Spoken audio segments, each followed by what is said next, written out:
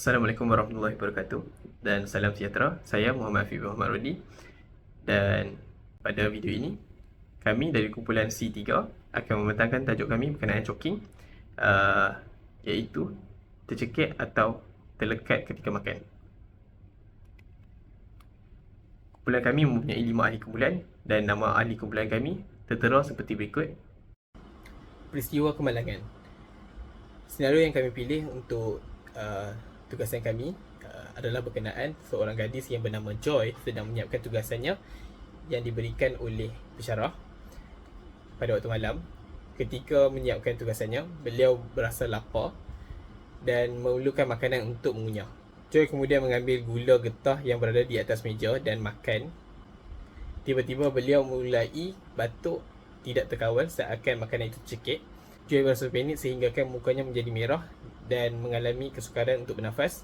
Akibat tidak dapat bercakap, beliau mula memegang tekaknya menandakan keadaannya semakin teruk. Assalamualaikum warahmatullahi wabarakatuh. Nama dia Berina Laili Idani binti Razli. Nombor matrik 2313931774 daripada grup C3. Saya merupakan pembentang yang kedua dan akan menerangkan bagaimana situasi tercekik boleh berlaku.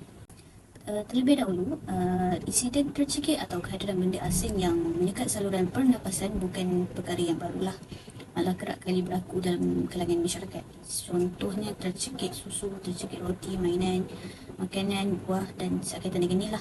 Semuanya mungkin boleh berlaku di sekeliling kita tanpa kita sedar. Tercekik yang saya masukkan ini menyebabkan saluran udara kita tersumbat. Secara amnya, tercekik terbahagi kepada dua jenis, iaitu tercekik yang ringan dan tercekik yang berat. Bagi tercekik yang ringan, mangsa biasanya masih boleh bercakap, batuk dan bernafas. Namun kalau tercekik berat, mangsa akan mengalami kesukaran untuk bernafas, bercakap atau batuk kerana sumbatan benda asing di saluran trachea. So, tanpa rawatan segera, mangsa mungkin mengalami kebiruan iaitu cyanosis di mulut ataupun di muka. Sini saya sertakan 4 isi bagaimana situasi tercekik ini boleh berlaku, iaitu yang pertama, kurang mengunyah dengan teliti. Yang kedua, suapan besar makanan yang keras atau kering. Ketiga adalah situasi sosial dan gangguan. Dan yang terakhir adalah makanan yang sukar dikunyah.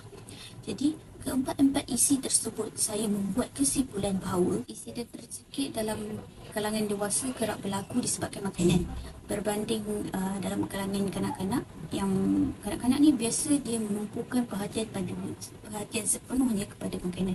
Jadi orang dewasa dia lebih cenderung berbual, bergurau senda dan melakukan perkara lain serentak ketika makan. Sepatutnya apabila kita makan, kita perlulah memberikan tumpuan badan dan fokus yang penuh kepada hidangan makanan tersebut. Elakkan terlalu banyak berbual dan ketawa kerana ia akan meningkatkan risiko tercekik.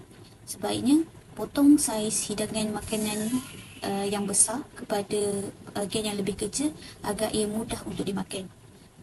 Seterusnya, kunyah makanan dengan betul agar makanan itu dapat dihadap dan jangan makan sambil baring kerana ia akan meningkatkan risiko untuk tercekik itu lebih cepat. Sekian itu saja daripada saya. Saya akan pas kepada pembentang yang seterusnya. Terima kasih.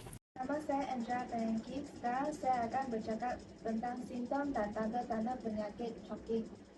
Tercekik atau choking berlaku apabila benda asing seperti makanan tersangkut dan menghalang aliran udara.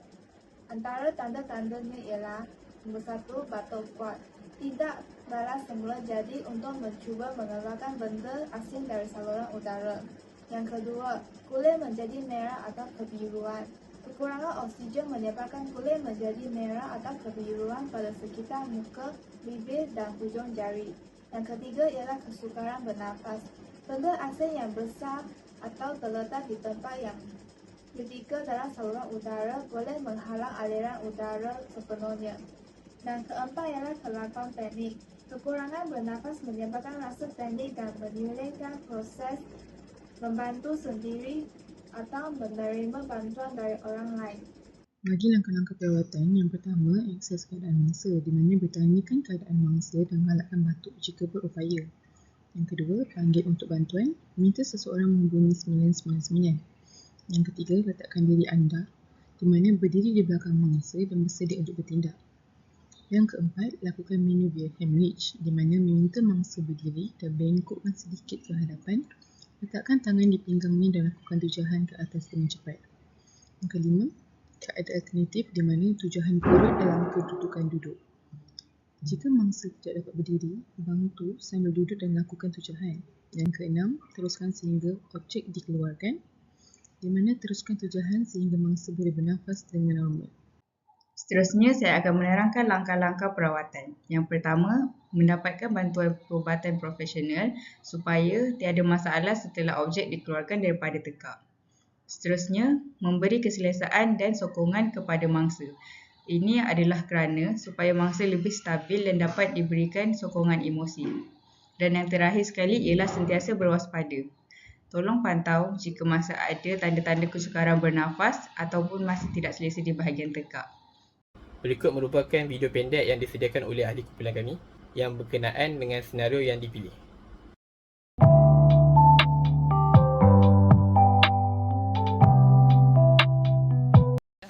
Assalamualaikum dan salam sejahtera. Kami daripada grup C3 akan menerangkan situasi tercekik ataupun choking dan akan menunjukkan cara penyelesaiannya.